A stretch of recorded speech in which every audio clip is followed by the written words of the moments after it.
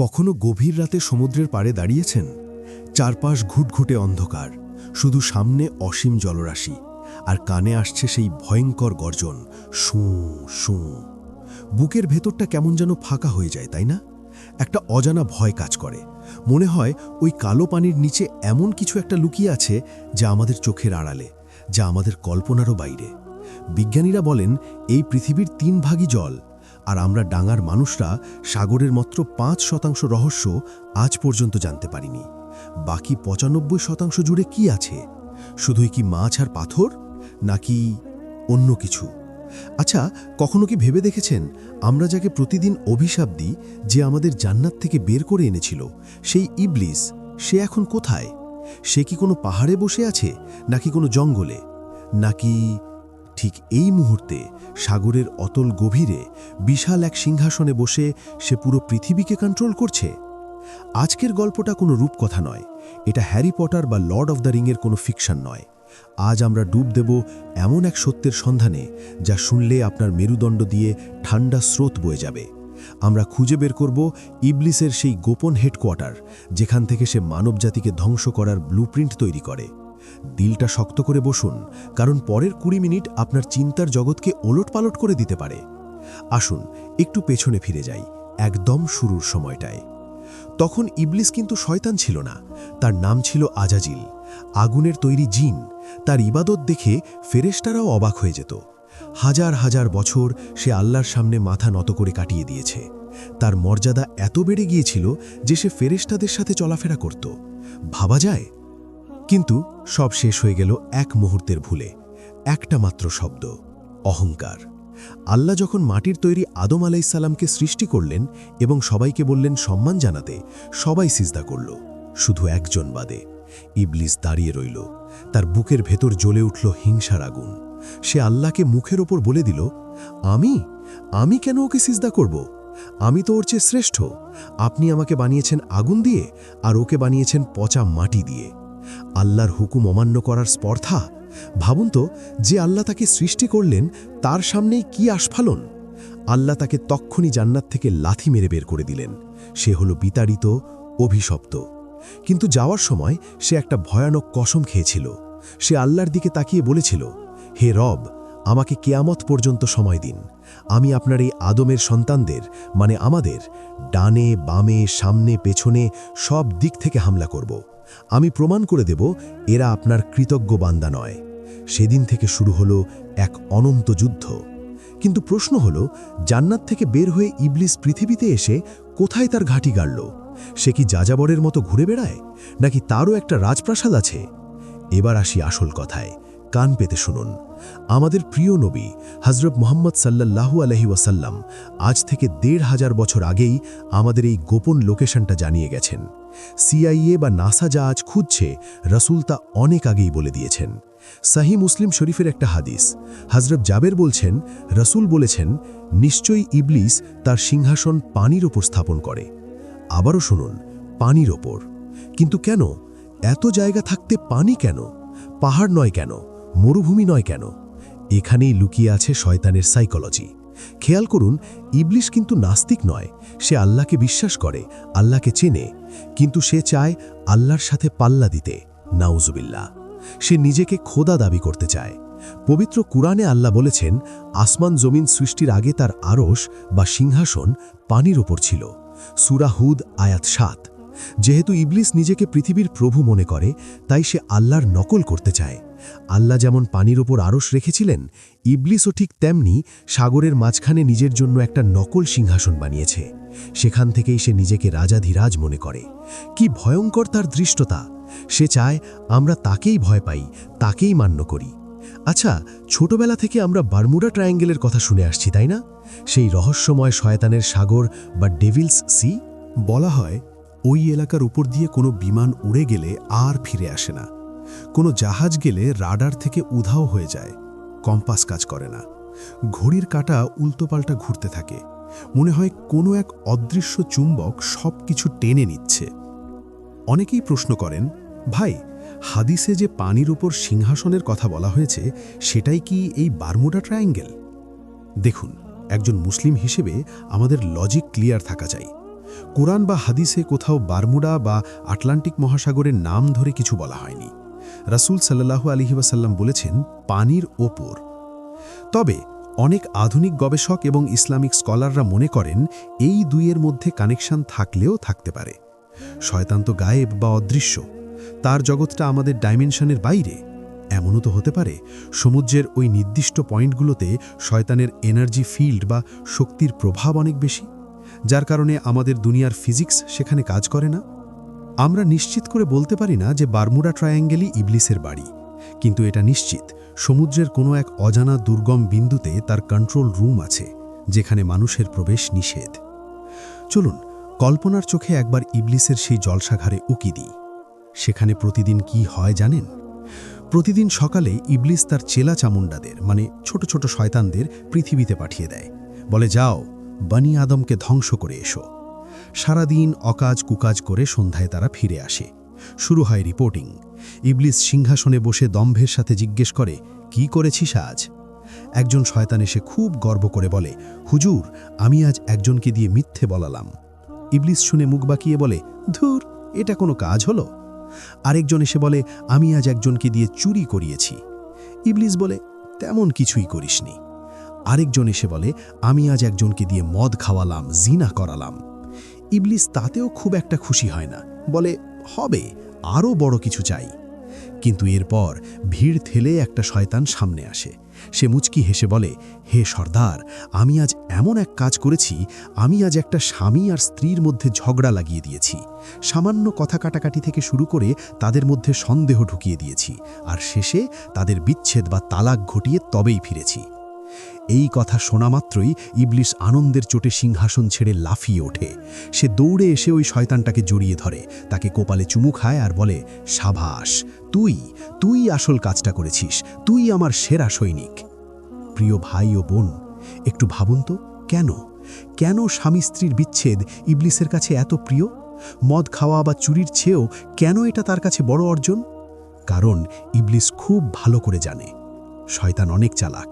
সে জানে যদি একটা চোর চুরি করে সে তওবা করে ফিরে আসতে পারে, কিন্তু যদি একটা পরিবার ভেঙে যায় তবে পুরো সমাজ ব্যবস্থা ধসে পড়ে। যখন বাবা মায়ের ডিভোর্স হয় তখন সবচেয়ে বড় ভুক্তভোগী হয় কে? তাদের নিষ্পাপ সন্তানগুলো। এই বাচ্চারা তখন না পায় বাবার আদর, না পায় মায়ের শাসন। এরা বড় হয় মানসিক যন্ত্রণা নিয়ে। একসময় এরাই মাদকের দিকে ঝুঁকে পড়ে, অপরাধী হয়। একটা বিচ্ছেদ মানে কয়েক প্রজন্মের ধ্বংস। ইবলিস চায় না মুসলিম উম্মার পরিবারগুলো টিকে থাকুক। সে চায় আমরা একলা হয়ে যাই, ডিপ্রেশনে ভুগি। তাই আজ যখন তুচ্ছ কারণে, হয়তো তরকারিতে লবণ কম হয়েছে বা স্বামী দেরি করে বাড়ি ফিরেছে, এই নিয়ে যখন ঘরে তুমুল অশান্তি শুরু হয়, তখন বুঝবেন এটা শুধু আপনাদের দুজনের ঝগড়া নয়, এর পেছনে কলকাঠি নাড়ছে সেই সমুদ্রের বুকে বসে থাকা সেই ইবলিস। সে আপনাদের কানে ফিসফিস করছে, ওকে ছাড়বি না, একটা বিহিত করেই ছাড়। সাবধান হন, নিজের অজান্তেই শয়তানের প্রিয় পাত্র হয়ে উঠবেন না। আমরা জানলাম তার হেডকোয়ার্টার সাগরে, কিন্তু সেই কি শুধু ওখানেই থাকে? না রে ভাই, তার নেটওয়ার্ক ওয়াইফাইয়ের মতো আমাদের চারপাশে ছড়িয়ে আছে। রাসূলুল্লাহ সাল্লাল্লাহু আলাইহি ওয়াসাল্লাম আমাদের একটা ভয়াবহ তথ্য দিয়েছেন। তিনি বলেছেন, শয়তান মানুষের শরীরে রক্তের শিরা উপশিরায় বিচরণ করে। একটু নিজে হাতের দিকে তাকান তো, এই যে নীল রঙের রগগুলো দেখা যাচ্ছে, এর ভেতর দিয়ে রক্ত বইছে, আর এই রক্তের সাথেই মিশে আছে শয়তানের প্রভাব। যখন আপনি প্রচণ্ড রেগে যান, খেয়াল করেছেন শরীর কেমন গরম হয়ে যায়, হাত পা কাঁপে, চোখ লাল হয়ে যায়? কেন হয়? কারণ শয়তান তখন আপনার রক্তের গতি বাড়িয়ে দেয়। সে চায় আপনি রাগের মাথায় এমন কিছু করে ফেলুন, কাউকে গালি দিন, মারামারি করুন বা সম্পর্ক ভেঙে ফেলুন, যাতে পরে সারা জীবন আপনাকে আফসোস করতে হয়। রাগ হলো শয়তানের বারুদ, আর আপনি হলেন তার দিয়াশলাই।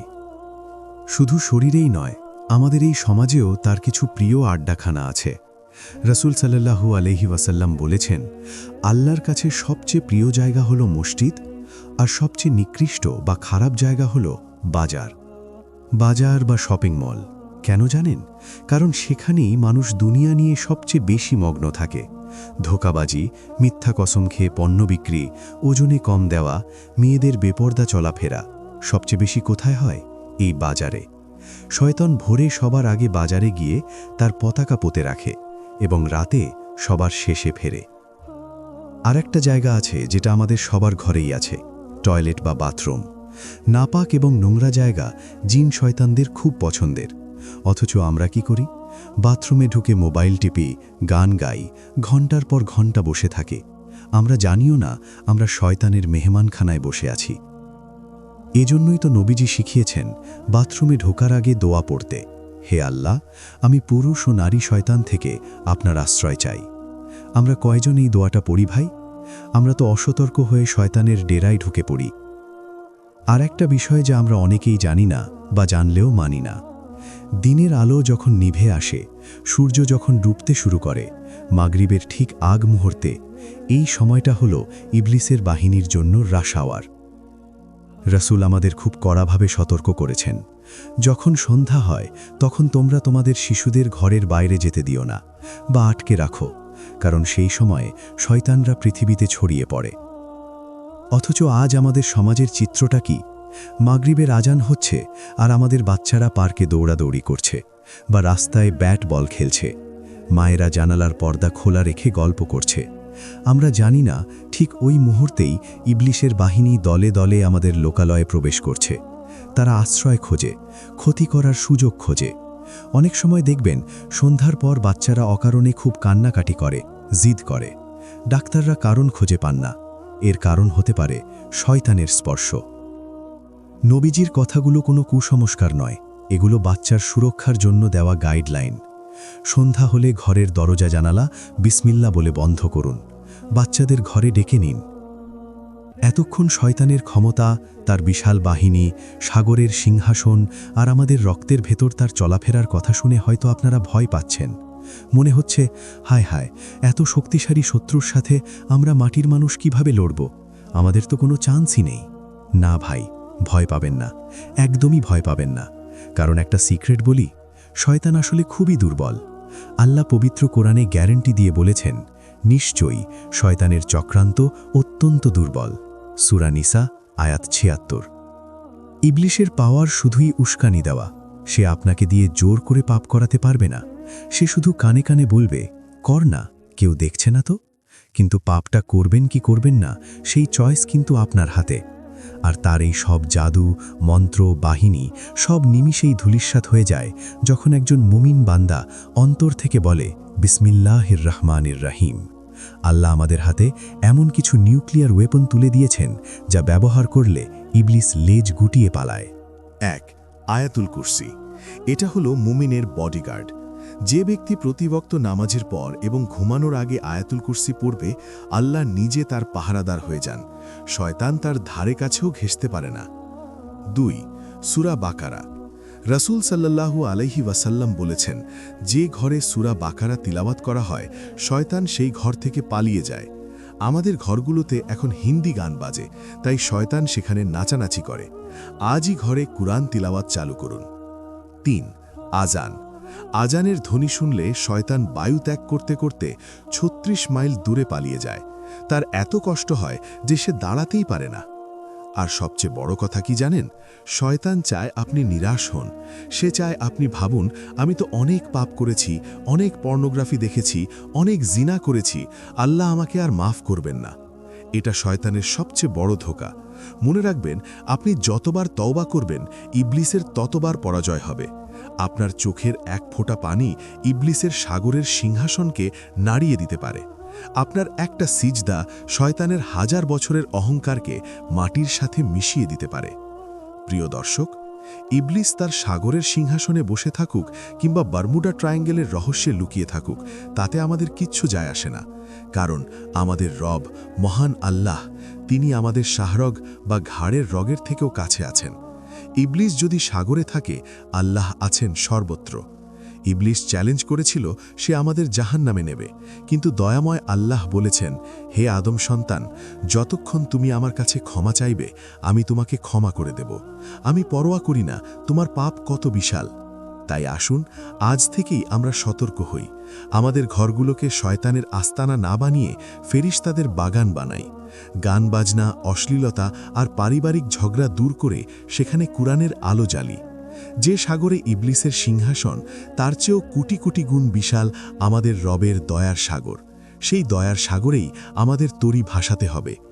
হে আল্লাহ, আমাদের এবং আমাদের পরিবারকে এই অভিশপ্ত শয়তানের সকল চক্রান্ত থেকে হেফাজত করুন। আমাদের ঈমানকে মজবুত করে দিন। শয়তানের ধোঁকা থেকে আমাদের বালবাচ্চাদের রক্ষা করুন। আজকের এই আলোচনা যদি আপনার হৃদয়ে একটুও নাড়া দিয়ে থাকে, তবে ভিডিওটি শেয়ার করে আপনার বন্ধুদেরও সচেতন করুন। কে জানে, হয়তো আপনার একটি শেয়ারের কারণে কোনো একটি ভেঙে যাওয়া সংসার জোড়া লেগে যাবে, কোনো একজন মানুষ পাপের পথ থেকে ফিরে আসবে। কমেন্টে আমিন লিখে আমাদের সাথে একাত্মতা প্রকাশ করুন। দেখা হবে আগামী পর্বে ইসলামের অজানা কোনো রহস্য নিয়ে। ততক্ষণ পর্যন্ত আল্লাহ হাফিজ। আসসালামু আলাইকুম ওয়া রাহমাতুল্লাহ।